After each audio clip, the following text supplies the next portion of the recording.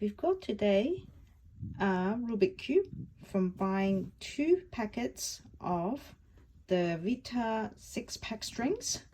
So this is what we've got here today. We're going to open it now.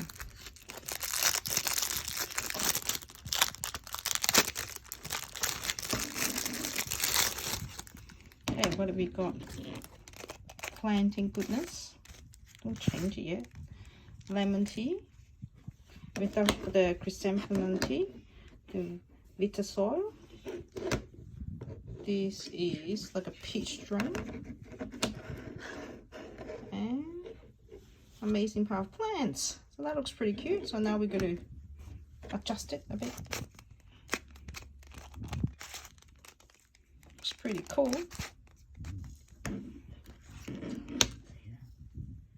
We thought this is a pretty cool Rubik cube. So if you feel like having one as well, just go and buy 2 packets of those drinks. If you like our video, please like and subscribe to our channel. Thank you.